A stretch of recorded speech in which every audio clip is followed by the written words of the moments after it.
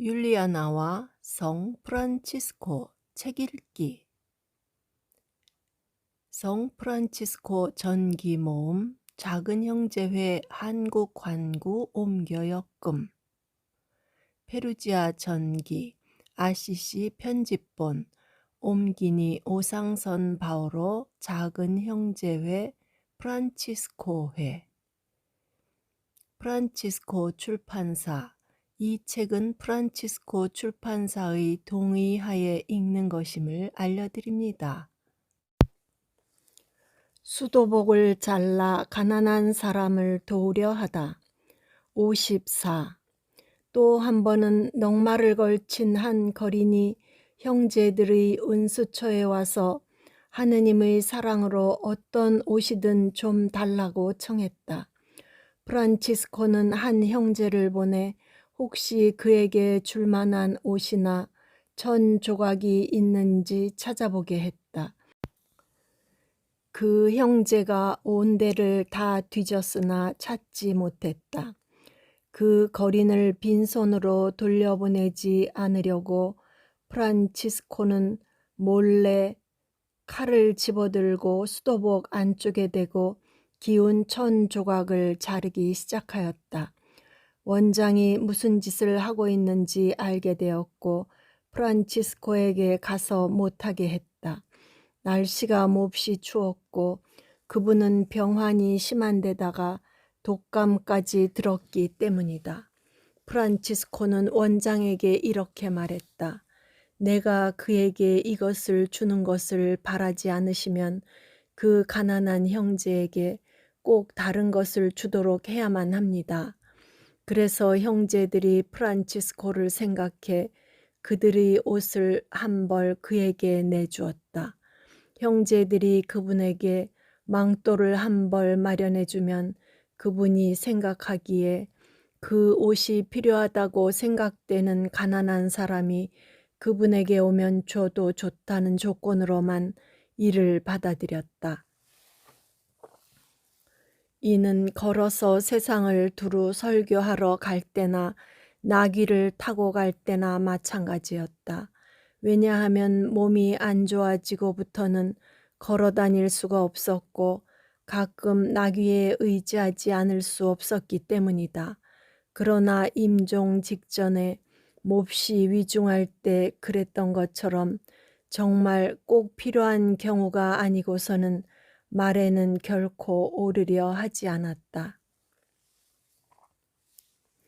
에지디오 형제의 망토를 가난한 사람에게 주게 하다. 55.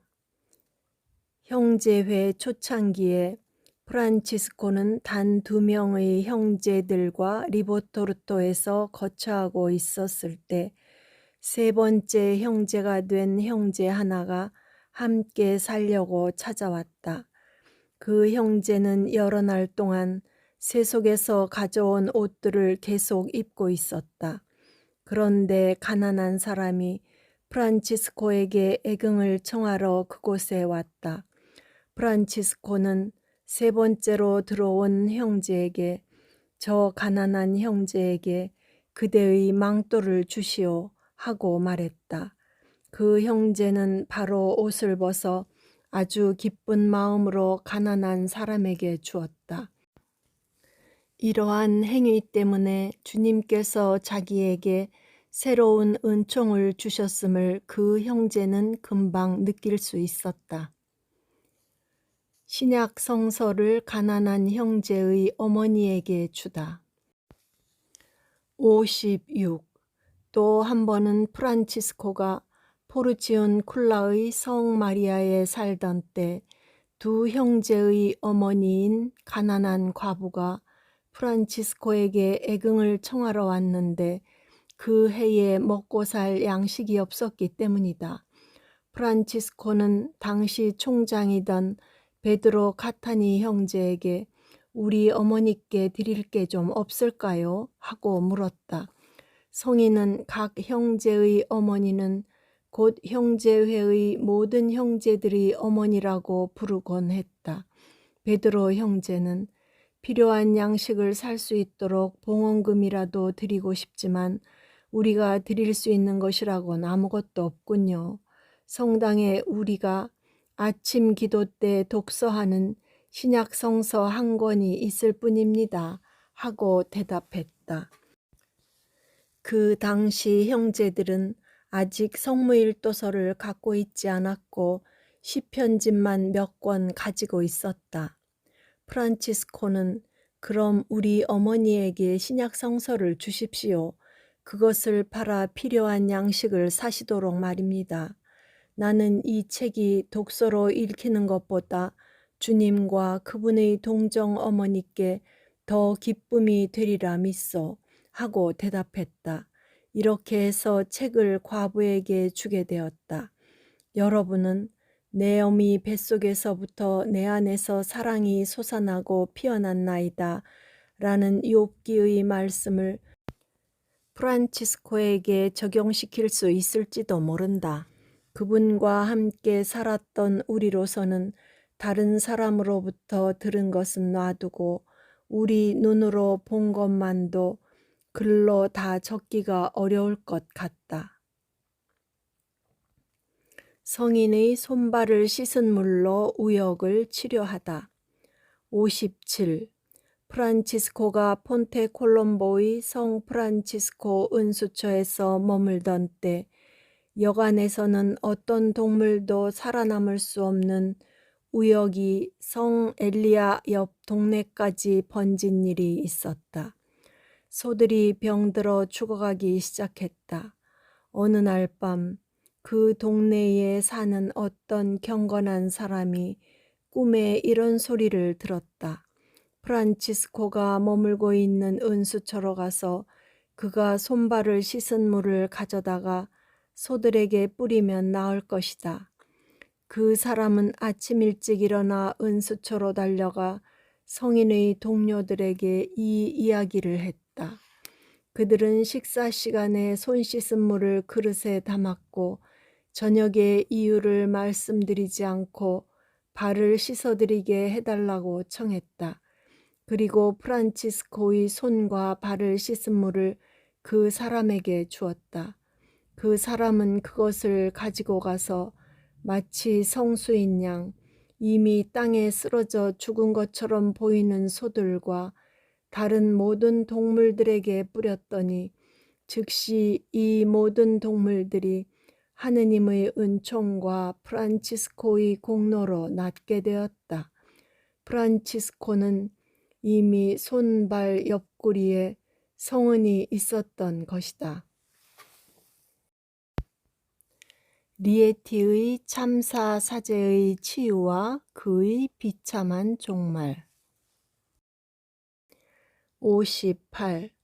눈병으로 고생하던 프란치스코께서 리에티의 주교관에 며칠 머무시던 때 아주 세속적인 사람인 기드온이라는 리에티 교구청 신부가 중병과 신장 통증으로 오랫동안 병상에 누워 있었다. 그는 다른 사람의 도움 없이는 침대에서 움직일 수도 없었고 여러 사람이 부축하지 않으면 일어날 수도 걸을 수도 없을 정도였다. 누가 부축해주면 신장 통증 때문에 똑바로 서지 못하고 허리를 굽힌 채 구부리고 걷곤 했다. 어느 날 그는 프란치스코에게로 가서 그분의 발 앞에 엎드려 눈물을 줄줄 흘리며 강복해 달라고 애원했다. 프란치스코가 그에게 대답했다. 하느님의 심판은 조금도 생각지 않고 육체의 본능에 따라서만 늘 살아온 그대를 내가 어찌 강복할 수 있단 말이오. 그러나 프란치스코는 그가 악과 고통에 그토록 시달리는 것을 보시고 마음이 움직여 그에게 말했다. 주님의 이름으로 당신께 십자성호를 긋습니다.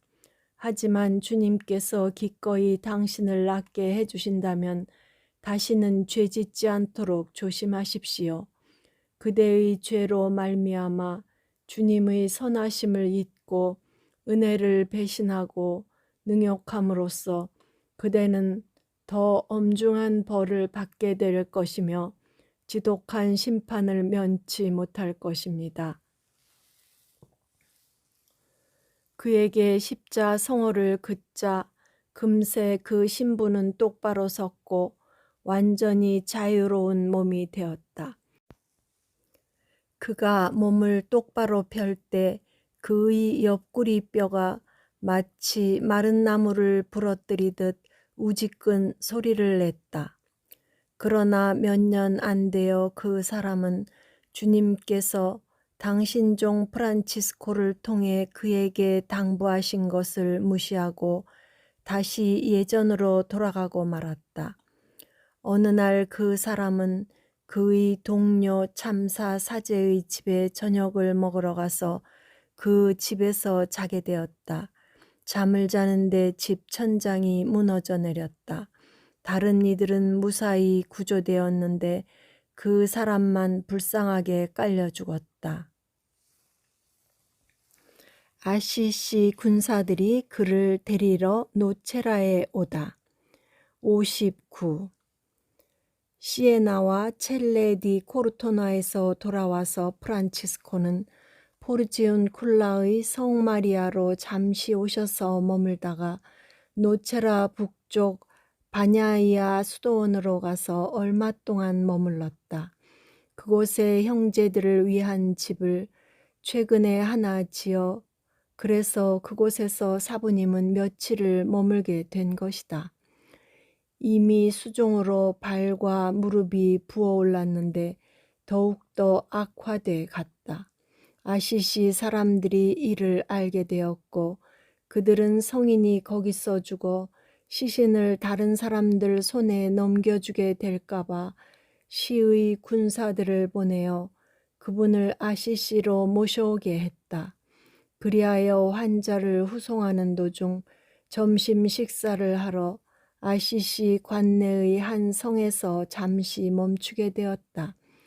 프란치스코와 그의 동료들은 큰 축제와 사랑으로 그들을 맞이한 한 은인의 집으로 들어갔고 반면 기사들은 먹을 것을 사기 위해 동네를 돌아다녔지만 아무것도 구하지 못했다. 그들은 프란치스코에게 되돌아와서 반농담으로 이렇게 말했다.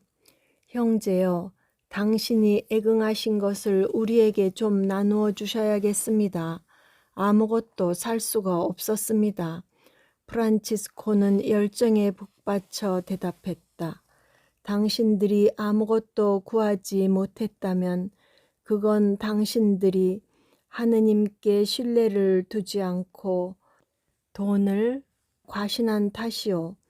여러분이 사러 갔던 사람들 집에 다시 가서 부끄러워하지 말고 하느님의 사랑으로 그들에게 애긍을 청하시오. 성령께서 그들을 움직이시어 여러분은 풍성하게 받게 될 것입니다.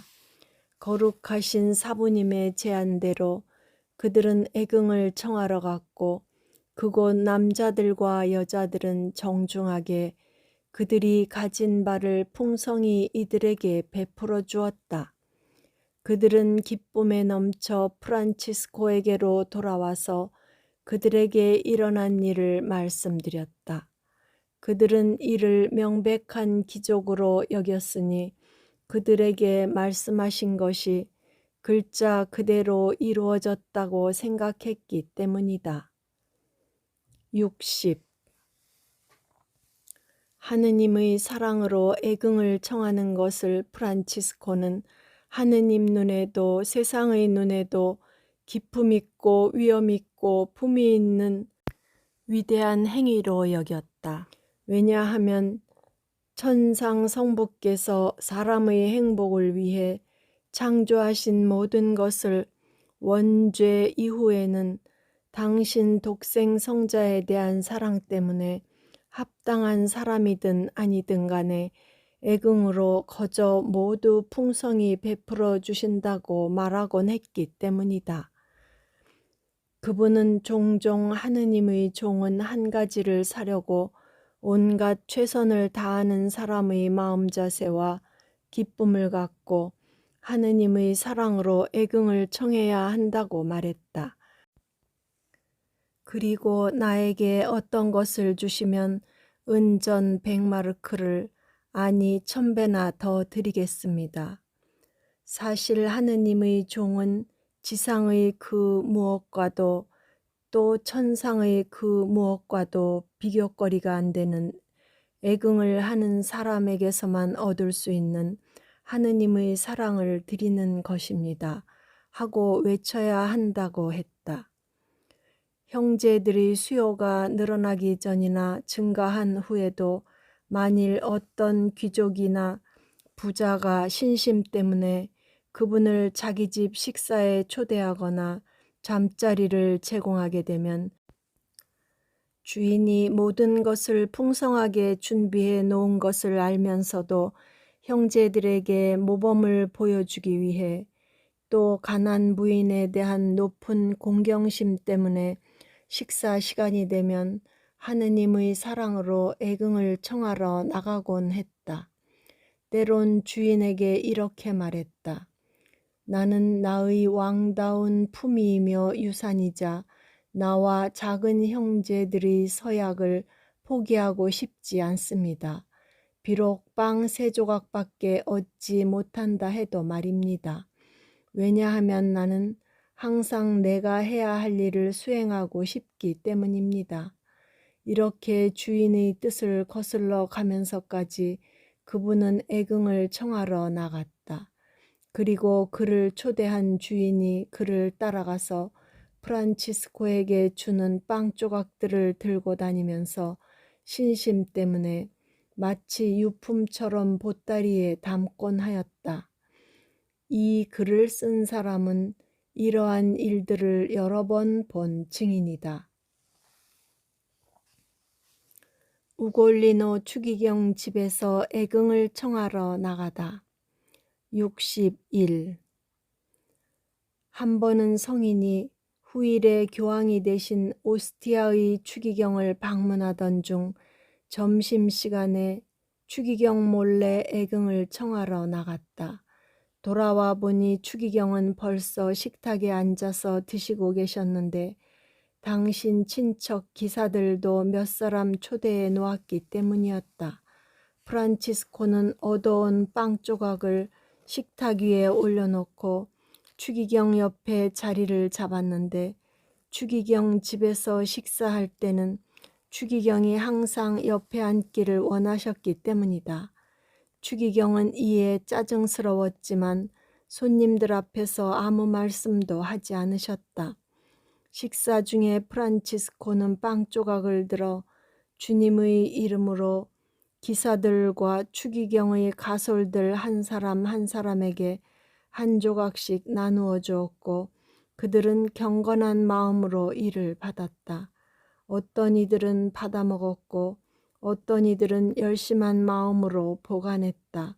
어떤 이들은 프란치스코를 존경하는 마음으로 그것을 받기 위해 모자를 벗기까지 했다. 추기경은 그들이 보여준 공경심에 아주 만족하셨고 그 빵 조각들이 밀로 만든 빵이 아니어서 더욱 그러하셨다. 식사를 마치고 추기경은 프란치스코를 당신 방으로 데리고 가서 밝은 표정을 지으면서도 이렇게 말씀하셨다. 나의 단순하기 짝이 없는 형제여, 왜 당신은 내 집에서 애긍을 청하러 나가는 무례를 저질렀습니까? 내 집이 곧 형제들의 집이 아니오? 그렇지 않습니다, 전하. 저는 전하께 큰 영예를 안겨드렸습니다. 어떤 사람이 자기 의무를 완수하면 그것은 그 주인과 우더른에게 영예가 되는 것이기 때문입니다. 저는 당신의 가난한 자들의 기준과 본보기가 되어야 하니 형제회 안에는 이름으로나 실제로도 작은 형제들이 있고 또 앞으로도 있을 것을 알고 있기 때문입니다.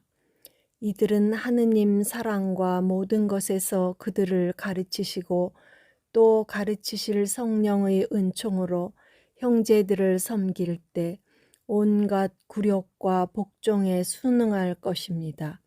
반면 어떤 이들은 인간적인 존경심에 빠져버렸거나 순응하지 않아서 자신을 낮추거나 애긍을 청하러 가거나 이와 비슷한 일을 하는 것을 부끄러워하고 또 부끄러워하게 될 것입니다.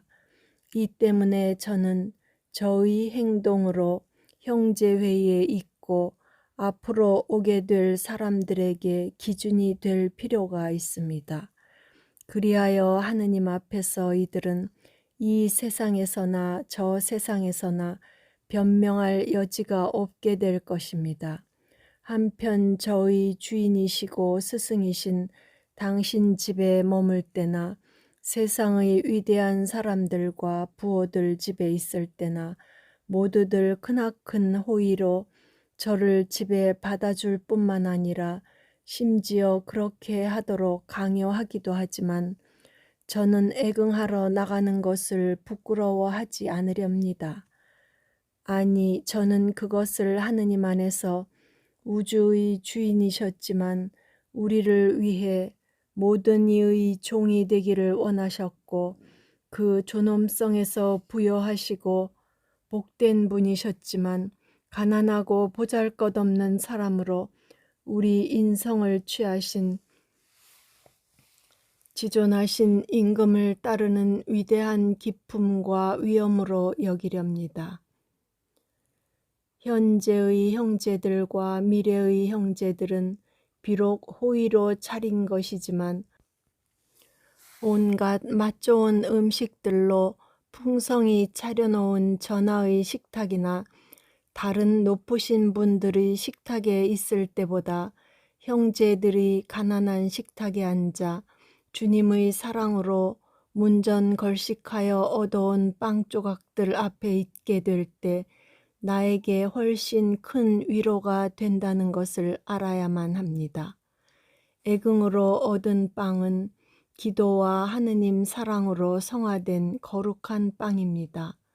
왜냐하면 형제들은 애긍을 청하러 갈 때 먼저 주님은 찬미 찬양 받으소서 하고 난 뒤 하느님의 사랑으로 우리에게 애긍을 하십시오 하고 말해야 합니다. 추기경은 성인과 대화한 뒤 많은 감화를 받고 말씀하셨다. 아들이여, 그대 눈에 좋은 것이라 생각되면 하시오. 하느님께서 그대와 함께 계시고 그대가 하느님과 함께 있기 때문이요. 62. 프란치스코는 어떤 형제도 오랫동안 애긍을 청하러 나가지 않는 일이 없기를 바랐는데 나중에 부끄러움을 느끼지 않도록 그래야 한다는 것이었다. 한때 그런 적이 있었지만 세속에서 귀족이며 높은 지위에 있던 형제일수록 애긍을 나가 좋은 본보기가 되기 위해 낮은 사람들에게 복종하면 그분은 더욱더 감동하고 만족하셨다. 형제회 초기 시절에 형제들이 아직 리보토르토에 살 때 기도도 별로 하지 않고 일도 하지 않고 또 부끄러워서 애긍을 청하러 가지도 않으면서 먹기는 잘 먹는 형제가 하나 있었다. 이를 알게 된 프란치스코는 하느님의 영감으로 그가 육적인 사람임을 알게 되어 그에게 이렇게 말했다. 파리 형제여, 당신의 길을 가시오. 당신은 주님의 밭에서 게으르게 빈동대기만 하고 형제들이 수고한 열매를 먹기를 원하니 추수는 하지 않고 일벌들의 노동과 열매를 먹어치우는 숫벌 형제와 같구려. 그리하여 그는 제 갈 길로 가버렸고 그렇게 육적인 사람이었으니 자비를 얻을 자격이 없었다. 구독과 좋아요는 힘이 됩니다.